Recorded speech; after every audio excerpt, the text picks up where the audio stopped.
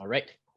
So welcome to this week's class, and let's get started. So today's topic will be continuing what we talked about last time and talk about Soviet Union and the world after the Cold War and after the collapse of the Soviet Union. So for today, let's start off with a small recap. What do you remember about the Cold War? What interesting facts do you still remember? And which part of it do you find the most interesting? You can just raise your hand and I can write down some of the ideas or even some questions you still have that was unanswered from last week. Yes, Ethan? Well, basically the Cold War was not really like guns, violence, all of that usual stuff that you have in a war.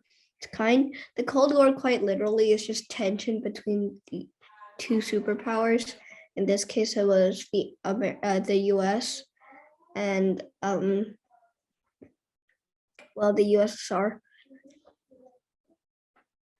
And also there was these like wars where these superpowers were kind of helping a country, like parts of the country, but weren't actually there's parts of them that were fighting technically against each other, but they were not because they were Right.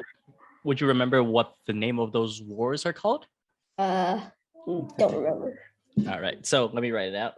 So those wars are called proxy wars, where basically those superpowers that don't want to engage in direct conflict will go through a third country where they will send troops to that third country and kind of duke it out and battle there by helping opposite sides of the countries. And this way, they avoid any of the consequences of actually starting a war against each other, whether it is, I don't know, you guys remember MAD? Does anybody still remember what that stands for? Yes, Camille? Mutually assured destruction? That's correct.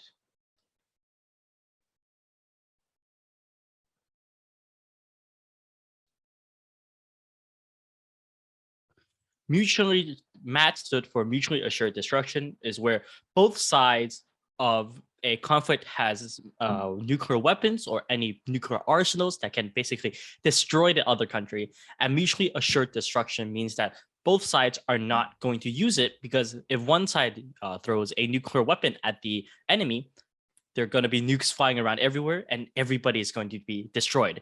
So that's why it's mutually assured. And basically, it is a way to prevent any nuclear wars from happening, because when a nuclear war starts, we never know when it's going to stop. All right. Any other things that people still remember? Is that Camille? Would you have something else? Yeah. East and West Berlin, like the Berlin airlift, and how they split it up into Soviets own East Berlin and the Allies own West Berlin. Would you remember the structure that kind of split the two parts? They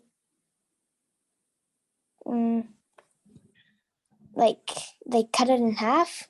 Yes. So there was a structure that was a symbol of the Cold War that kind of split the East and Berlin the West. Wall? That's perfect. So there was the Berlin Wall and also the East and West Berlin.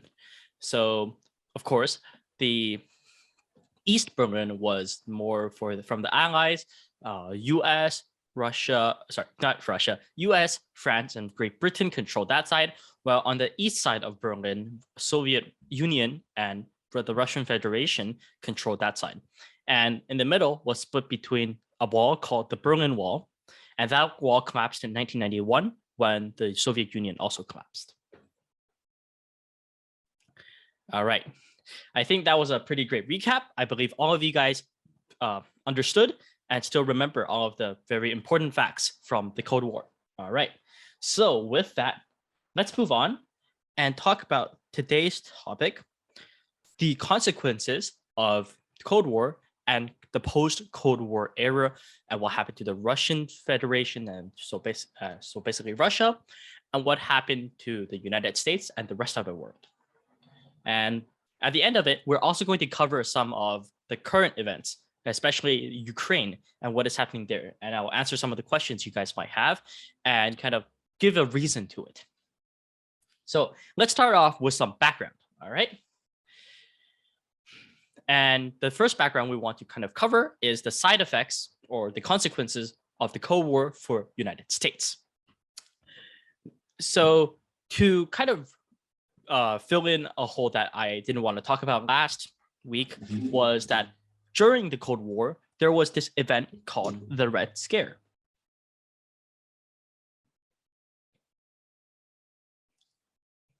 And the Red Scare was because in 1947, they created this committee called the HUAC, the House of Un-American Activities. You got to remember, at this time, the Cold War is just starting up and there's a lot of tension between the two sides. So anything that was pro-Soviet Union was considered un-American, and anything that was communist was un-American, and it was bad and frowned upon. So the HUAC was in charge of stopping something, creating something called the Red Scare. And the Red Scare meaning that is an event that happened where all communist activities or any potential activity that seemed to be communistic are stopped and flagged by the HUAC as un-American, and most people could go to jail or have to receive a fine for doing any communist activities. And those, I guess, communist activities are really broadly defined. It's really what the government and what this committee thinks kind of would jeopardize the liberal and the freedom of United States. So one of the biggest events of that the HUAC created was in Hollywood, where the HUAC forced hundreds of people in Hollywood and in the movie making industry to renounce far left wing. In other words, far left wing also stood for communism. So a lot of people that probably weren't communist were kind of forced to come out and publicly declare saying that we renounce far left wing or communist political beliefs, and this reason is to kind of combat what they thought of was the spread of communism, because they thought that communism was a disease that can infect people and make them basically a part of a dictatorship and jeopardize any Americanism. That's why they were called un-American activities. And during this time, more than 500 people lost their jobs in this one fell swoop. And that was just kind of the first instance of the HUAC and the Red Scare. Later on in the process, it got even worse. And the House of Un-American Activities stopped focusing on regular people and now changed kind of objectives and now are investigating federal employees, so government employees.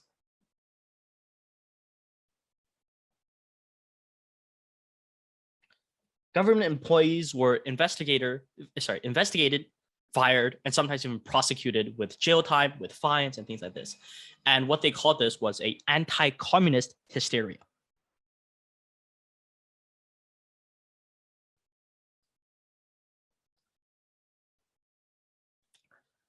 And mostly this happened throughout the 1950s, where a lot of liberal college professors lost their jobs because they believed that the amount of free speech that these professors had and the ideologies that these professors were investigating, comparing communism with liberalism and kind of what we call the political spectrum, was dangerous to the United States. So that's why they stopped a lot of liberal college professors from teaching and from even having a job. All right. So why do before I continue, does anybody recognize kind of this line on the page? This, yes, Ethan, would you know the name of it? I don't remember what it exactly is called, but it's like pretty sure it's the political scale or something. Yes, so it's a political spectrum. it sometimes is even in kind of 2-dimensional instead of 1-dimensional, where you have kind of this graph like this, where you can take a test and answer a series of questions to determine where you're kind of aligned within that scale. So let's kind of smush that down back into a 2-dimensional line, and we can kind of see how left wing and right wing are kind of different. So in the middle, where most people and most modern political parties are, is between here.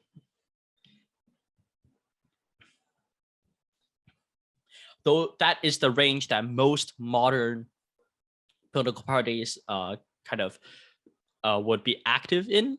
Even though, for example, do you know some of the political parties of Canada? Would you give me an example, and we can kind of graph it there? You can just raise your, oh yes, Ethan. Would you? The Liberals, the Conservatives, the Greens, the Bloc Québécois, the NDP. I'm pretty sure there's also the Independents, but they don't really count, do they? Yes. So the independence just means that I am running as an independent, as one person without the backing of a party. So basically, I represent my own belief, and I'm not representing a group of people. That's all that means. I'm saying they don't really count on the spectrum. I would say yes and no, because they're not part of a party. There's not really a spectrum, but however, of course, they still have their own political beliefs, and that can still put them on the spectrum. All right, so of course, when you see liberal, we also see the word liberal here. So yes, the people that are counted as left-wing are liberals. However, most people here are pretty what we call modern days, pretty extreme liberalism. So for example, the Liberal Party would probably around 3, the mark of 3. And the Conservative Party, even though conservatism looks kind of here, we know the Conservative Party is probably more moderate and somewhere there. And of course, there are some parties that are completely moderate, more moderate, like the NDP, which kind of balances the two. The Green Party would be also more liberal because they would like more changes in environment and those. So some of the parties, as Ethan said, like the Green Party, even though they do align with a political spectrum, their ideologies and what they are pushing for aren't really political in the eyes of the scale. They have other things that they're trying to achieve. So we see 2 more different parts of this. We have what's on the graph called reactionary and radical. As we discussed before, the far left wing are called the communists, or communism. And does anybody have any idea or even a guess as what the far right wings are called? All right, let's give somebody else that is not Ethan. Let's give somebody else a chance to answer or even take a guess. Any words that you've heard of that can describe somebody's political alignment or kind of what party they're part of?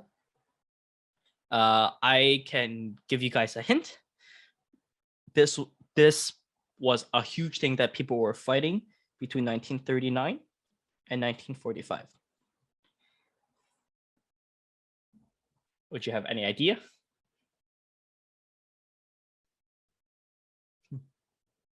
Nope. All right, Ethan, would you like to say it? I think it's capitalism. No, so that actually isn't correct. Capitalism isn't a political ideology and political spectrum. Yes, Is it the Nazis? Yes, that's correct, Jasper. However, what part of the political spectrum do they represent? Germany. That is a country, not a political spectrum, or a political ideology. Anybody else would like to take a guess?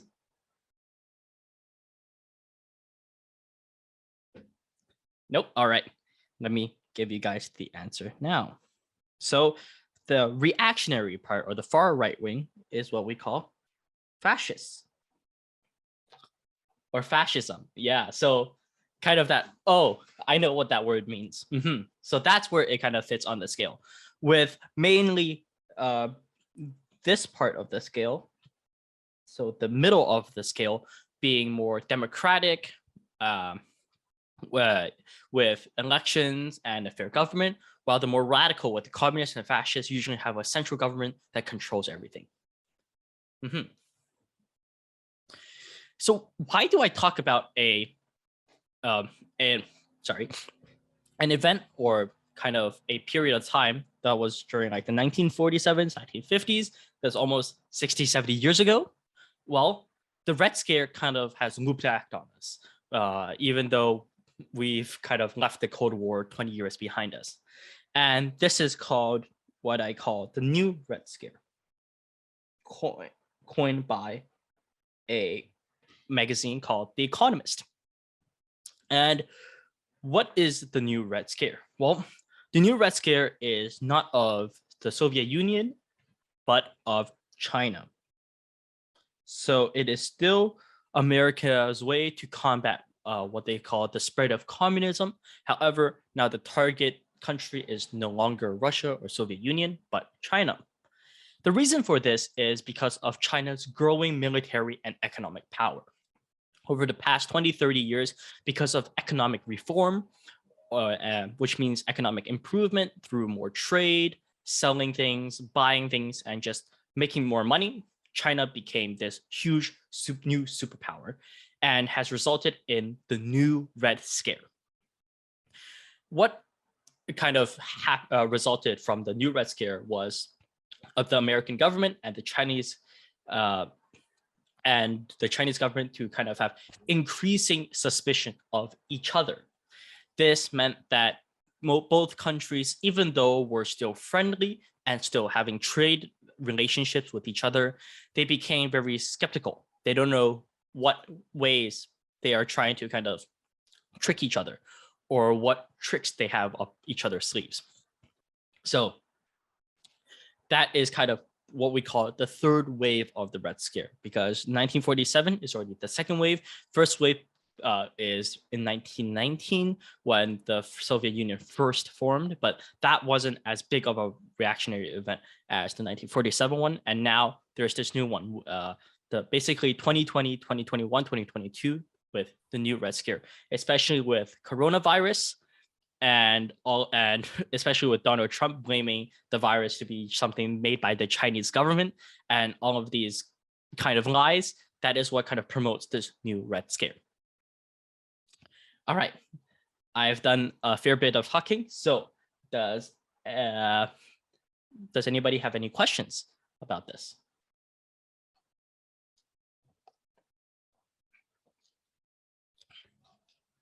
Nope. Is everything pretty clear?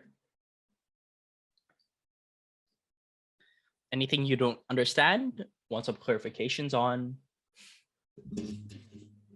Nope, everybody good? Perfect. All right. If everybody is clear on everything here, let's continue. All right, sorry.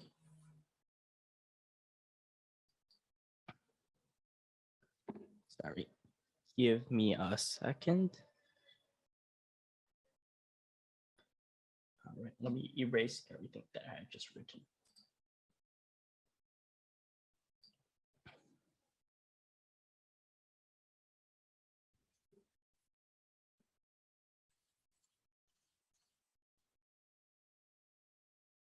Right, so we talked about kind of the US side of what happened with the Red Scare. Now, let's talk about what's happening with the Soviet Union, or of course, what happened after the fall of Soviet Union. All right, so first, let's talk about the economics of what happened. There was a president that was kind of at the tail end of the Soviet Union. I'm not sure if anybody remembers their name. Their name was Boris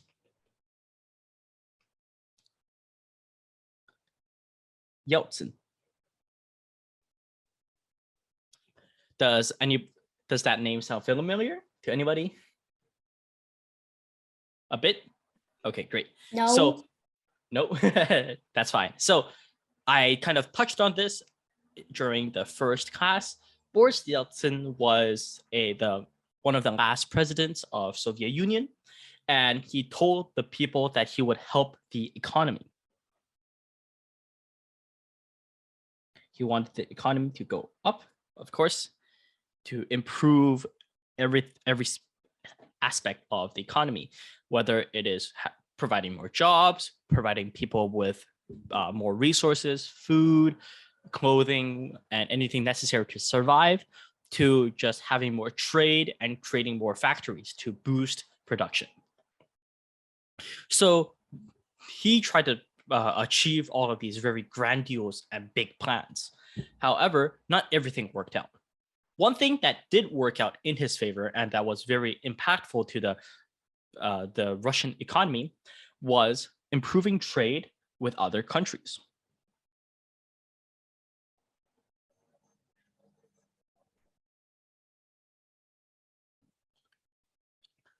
The reason is that through improved trade, Russia was able to have more money coming in and export more goods to be able to get more gross domestic product, or basically money into everybody's hands. Another aspect of this, however, was that because of these more open economy and improved trade, something happened. And that thing is called hyperinflation, when Yeltsin lifted all of these control on the economy. Does anybody know what hyperinflation means?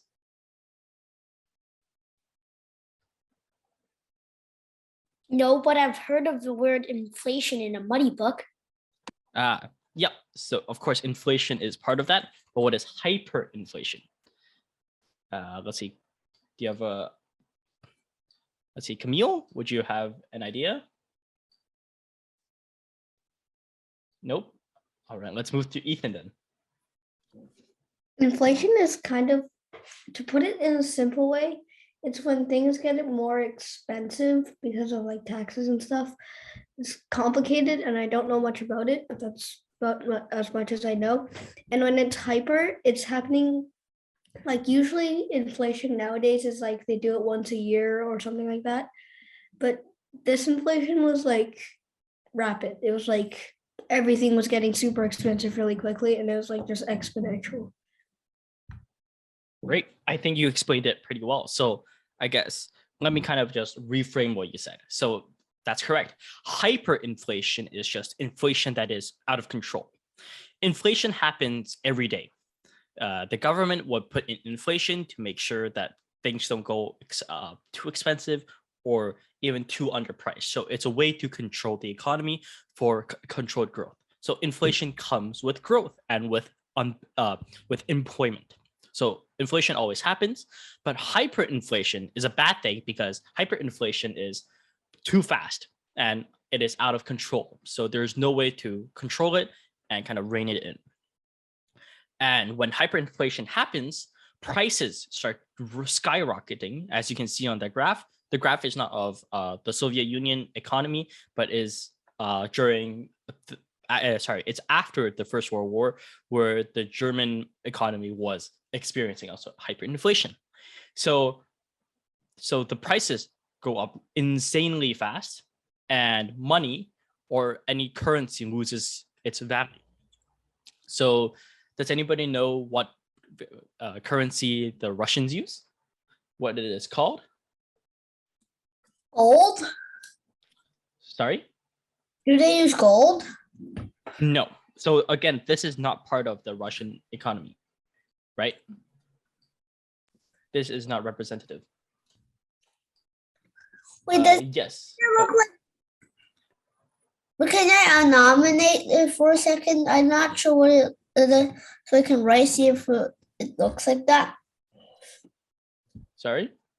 Can I like draw on the screen, because I think I know what it looks like, but I don't know how to say it. What do you mean what it looks like? So like I can draw on the board and let you look what it. Okay, maybe you can think about it. Let's move to Camille and let's see. Does Camille, do you know what it's called? Something that's with like R. Yes, it starts with an R, but what is it? I think, is it an M with a cross? I am not sure of the shape of it, but does anybody know the name of it? Rubles. That's correct. Perfect. Specifically, it's the Russian rubles. Mhm. So the Russian rubles is kind of the currency of the Soviet Union, or sorry, of Russia. And yeah, the rubles started losing its value very fast. And basically, well, Russia is now in a lot of trouble because their money is worth nothing. And yeah, let's go back. Let's go to the example on screen, which is the example of Germany. In Germany, at the very height of the hyperinflation that was really bad, 4.2 trillion gold marks, or what they called Reichs, was equal to $1. It was that bad. $4.2 trillion were equal to $1. So yeah, that's an example of hyperinflation, and you can see that basically you can be the richest person in the world, but your money is not worth anything anymore. Wait, but does that mean if you have like $2, you're like one of the richest people in Germany? Yes. So if you had US money in Germany, you were very rich because nobody had access to enough US dollars. And basically everybody didn't want to use German money. So you wouldn't be the richest person because most people probably had US dollars before the hyperinflation. But it just means that nobody wants to use the German gold mark or the Reich mark. So why did this hyperinflation happen to the Soviet Union? Well, this is because of the military. During the fall of the Soviet Union, the military was hit especially hard because the Soviet Union lost the war in multiple places, such as in Korea and also in Berlin, which is more of a political war. But because they had such a huge army and now the huge army has disbanded, a lot of kind of resources that were funding the military is now useless. A lot of the plants and a lot of the companies or factories that were creating military weapons now had to lay off workers, which basically means they had to fire workers. That's bad. Yes, of course, because now they have no jobs because the government was basically not giving these plants and these companies any new jobs because the military is not as big as before. And fired workers basically leads to what we call unemployment. And of course, unemployment is bad because people have no jobs, people have no money. All right. So this led to something. Michael, Yes, is it Harvey? is Russia's money still like 4 trillion reaches per $1 still like that? So this is Germany, and that's not Russia. And no, of course, they fixed it afterwards. So it's like, how much does it cost now? I am not exactly sure of the exchange rate, but because of the Ukrainian war, of course, the Russian economy and the Russian ruble also dipped, and it's not worth as much anymore. All right. Let's keep going. Oh, sorry. Ethan, you have a question? No, I'm just saying that as of right now, I'm pretty sure the Canadian dollar is like one Russian dollar is worth like 0.016 rubles. No, Canadian dollars. 1 ruble is 0.016 Canadian dollars. I believe that's correct. So Something like that. It's like 1 CAD, so 1 Canadian dollar, would get us around 60 rubles. Yeah, so not as bad as the 4.2 trillion that we saw in Soviet Union, or sorry, in Germany. All right, let's keep going. So again, because of this unemployment and a lot of fired workers, that led to the 1998 Russian financial crisis.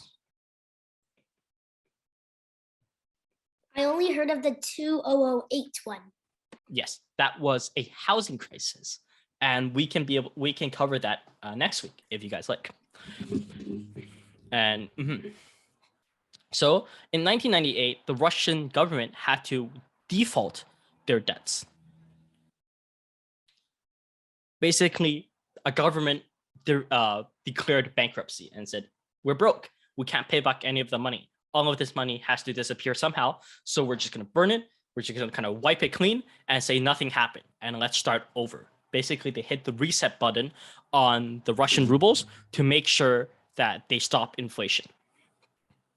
And basically, that meant that a lot of people's wealth just evaporated instantly, and they can never get it back. And yeah, so that is with all of the economics. And however, after 1998 Russian financial crisis, Russia, because they defaulted, was going to be able to start recovering through paying back their debts and creating a stronger economy that did not rely on military spending and military might.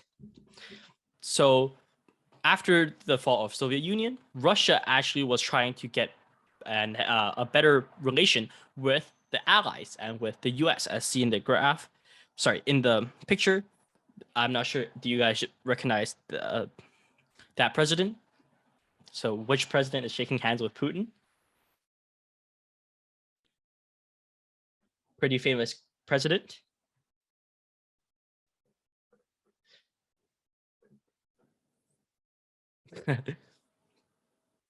Okay, so this George is Washington? close, but you did. It's Bush. That's correct. You got the first name right, George. Yes, it's George W. Bush. And he's shaking hands with Putin because this was kind of first contact of Russia and US relations. And to kind of handing out the olive branch, Russia now considers the West as an ally. And in 1998, right after the financial crisis, they joined NATO peacekeeping forces.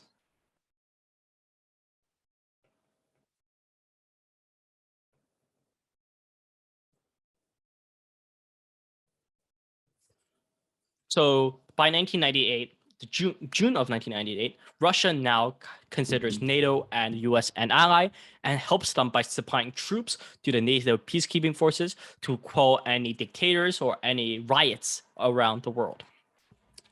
During this time, Russia also started having renewed relations with China. Because, of course, previous to kind of 1998, it used to be the Soviet Union that was dealing with China, and they didn't have the best relationship. All right, any questions on that? Nope. Perfect. All right. So with that, because we talked about Soviet Union, I mainly focused on Soviet Russia and the Russian Federation. Let me show you a short video on what happened to the other Soviet countries, the former Soviet countries today. So with that, let's get back to the slides. Can we keep watching though, or send us the link? Yes, I will send you guys the link. When this recorded video goes public, the link will be included. Right? So let's go back. Well, we talked about kind of all the way up until 2014 with all the Baltic states, but we kind of missed out one very important player within all of this. And that person is, well, Putin. So, well, what about Putin? All right, let's go through some facts about Putin, or Vladimir Putin. So, of course, his first name is Vladimir. Last name Putin. He was elected president of Russian Federation, or basically just Russia, in 2000.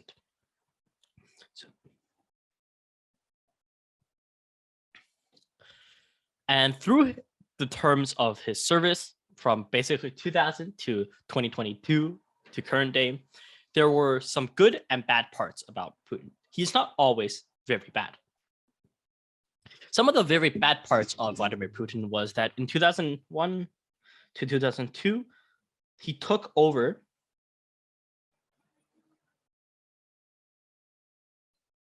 a lot of media stations or a lot of news networks, newspapers, and things like that to kind of display or even to display propaganda, to send out fake news, and to kind of disrupt any real news and new real reports happening out of Russia.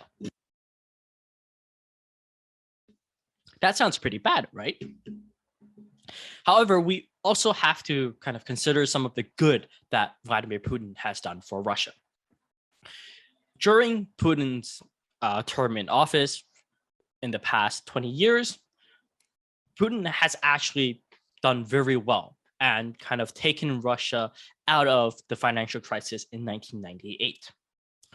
During his reign, real GDP growth was around 6.7% a year, which meant that the whole country was growing and expanding at 6.7%.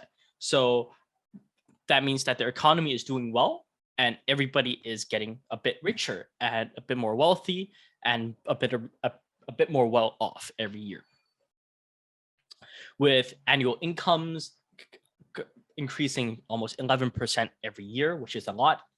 And federal budget has now been cut 70%. Sorry, federal budget and balancing of that budget has allowed the government to cut back on the debt by 70%. Those are huge numbers.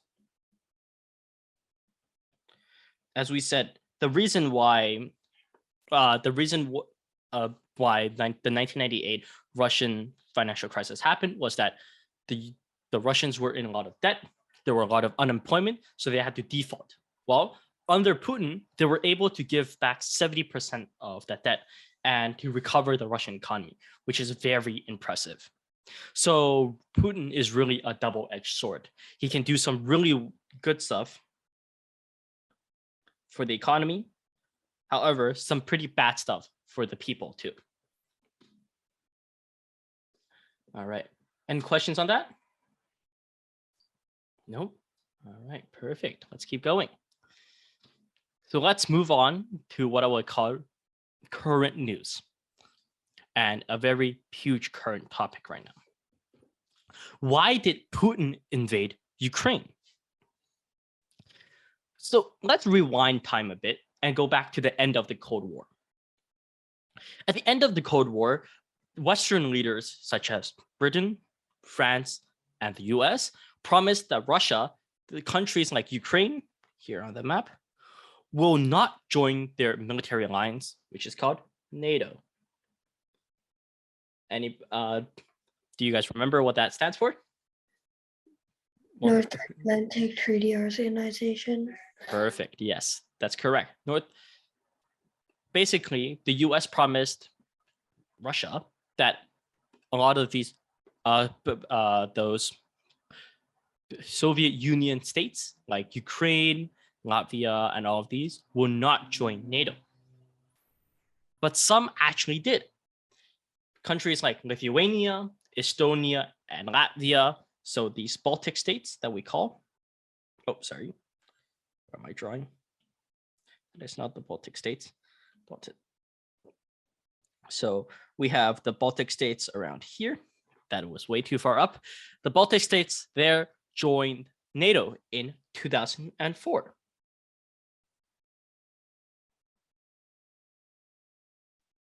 So in the 2004 NATO expansion, that included all the Baltic states.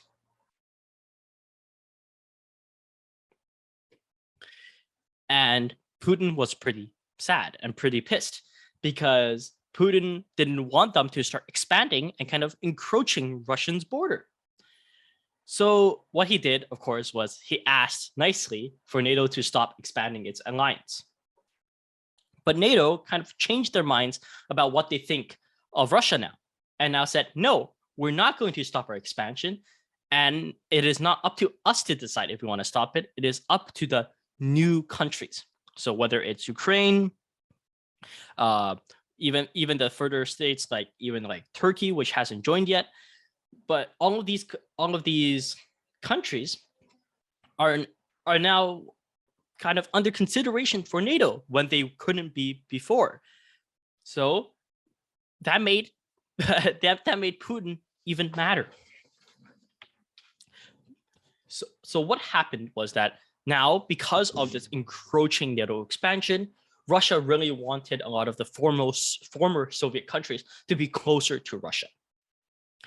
Many of these countries had a large number of Russian people inside them because, as we saw in the video before, there was a lot of Russian influence in these countries, and a lot of people spoke Russian. So they formed, as we saw before, the CIS, the Guam, and all of these different organizations to kind of combat NATO. And however, that didn't really work because more and more countries are still joining NATO. And on the graph, we can see that all of the countries that are labeled yellow are countries that are trying to join NATO. All of the lighter blue ones are the ones that joined the most. The darker ones are the ones that joined the earliest. The lighter ones were the ones that joined the latest.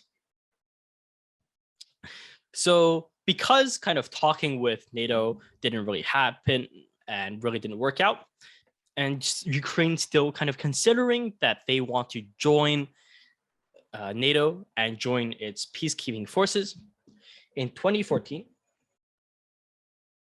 Russia seized a part of Ukraine. Does anybody know what that part is called? In 2014,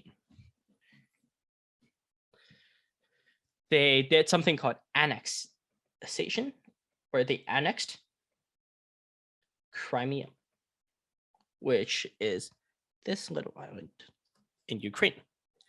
So basically that part of the country became Russia. All right. Yes, Ethan, you have a... I'm pretty sure they took Crimea because they said apparently they needed protection, but it was kind of just an excuse to get in. Yes, that is correct. So yeah, annexing Crimea, of course, is against international law because, well, hostilely taking over a country for quote unquote protecting themselves against themselves is kind of not a really good excuse for taking over them. Yeah, even though annexing Crimea was against international law and most people weren't happy, Putin ordered it anyway because he thought that nothing bad would happen, and he was right. He annexed this little tiny chunk, or in some ways a pretty big chunk of Ukraine, and nothing really bad happened to them. So yeah, in 2014 to 2015, there were some talks that happened called the Minsk Accords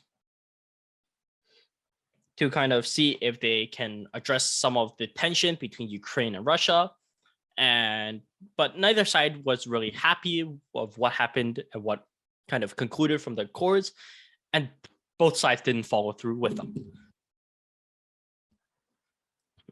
So, as we know, in 2022,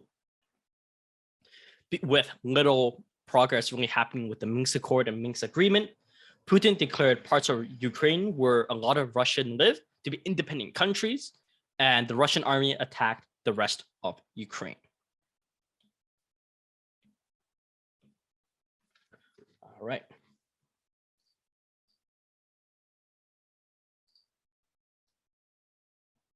Okay.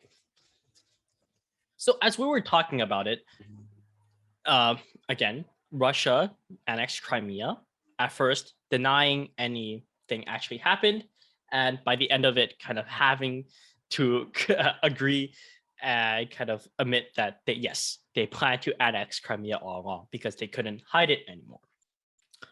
And yes, as Ethan said before, he was correct that Russia said they were annexing Crimea for kind of the safety of Ukraine and to return kind of the pro-Russian forces and all of these actual Russians back into Russia.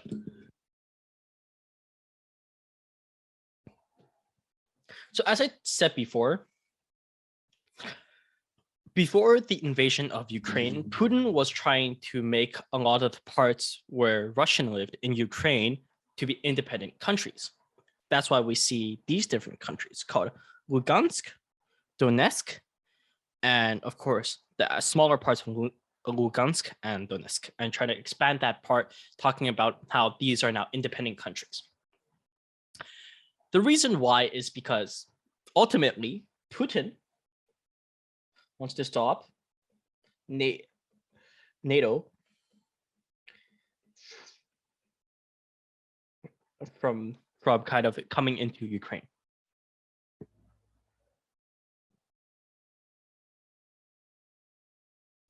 He wants Ukraine to be this independent country that sits between NATO and Russia as kind of this buffer to make sure that NATO doesn't come too close to the Russian borders.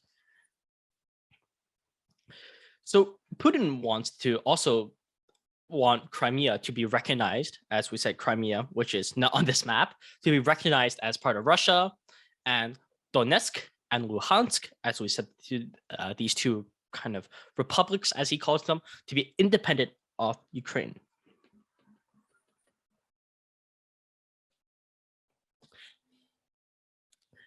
But Putin has not said that he wants all of Ukraine. So we're not sure what he wants there.